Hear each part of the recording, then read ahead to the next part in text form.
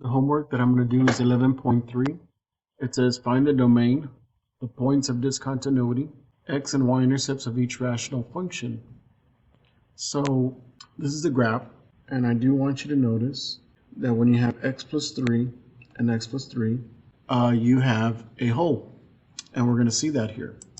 So you should always practice graphing y equals, and you notice it's a straight line, or it's linear, I want to say. So what you would do is you would graph the linear line.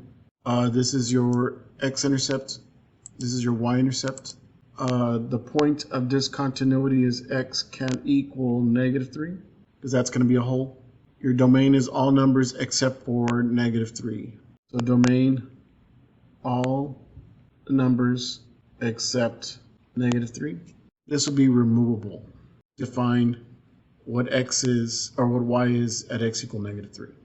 Number 2 is graphed here, and you notice that this would be a break, so it's non-removable.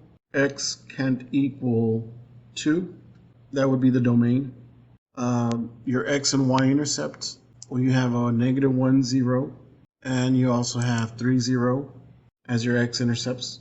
Your y intercept is 0, 0, 1.5. And like I said, this was non-removable, and that's it.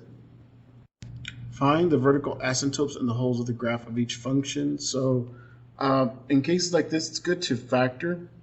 So you have y equals 5 minus x over x plus 1 and x minus 1. And your vertical asymptotes are at x equal 1 and x equal -1, and I can show you. So you have x equals 1, and then the other one is x equals -1. You also need to sketch the graph. So have a sketch here. So make sure that you sketch your graph somewhere here. Find the vertical asymptotes and holes for the graph. In this case, there's no hole here, and your vertical asymptote is wherever it makes this undefined, and we know that at x equals -2, it makes this undefined, so your vertical asymptote is at x equals -2, and you're not able to factor x squared minus 2. You can't factor that. Number 6, I sketched the graph right here.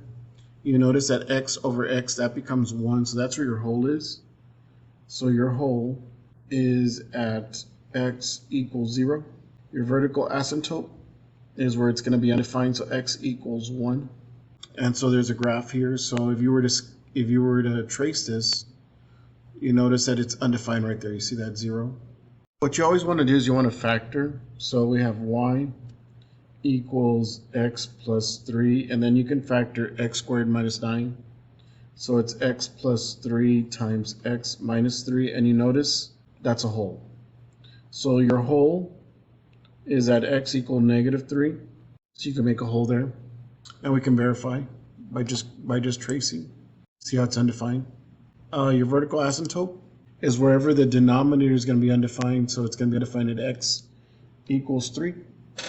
So your vertical asymptote is at x equal 3. So I just showed you the graph with the hole in the vertical asymptote. If you want to find the horizontal asymptote of this graphically, you need to look at the degree of the numerator and compare it to the degree of the denominator. The degree is the highest exponent.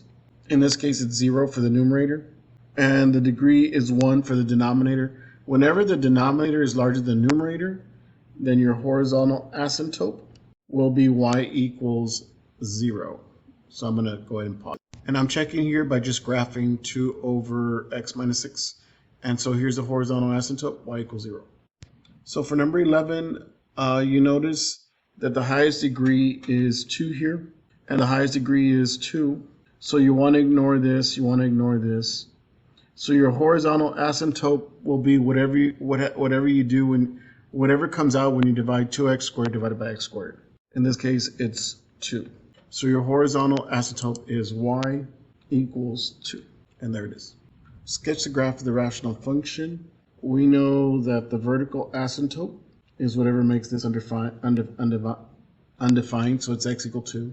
And I know that the horizontal asymptote is y equals 0. Why? Because the degree is 0 and the degree is 1. So it's going to be 0. So what you want to do is you want to sketch your vertical asymptote and then your horizontal asymptote. So the graph should look like this. And if you want to check, you just have to come over here, type in 3, and then you have x minus 2. So you have x equals 2, and you have y equals 0.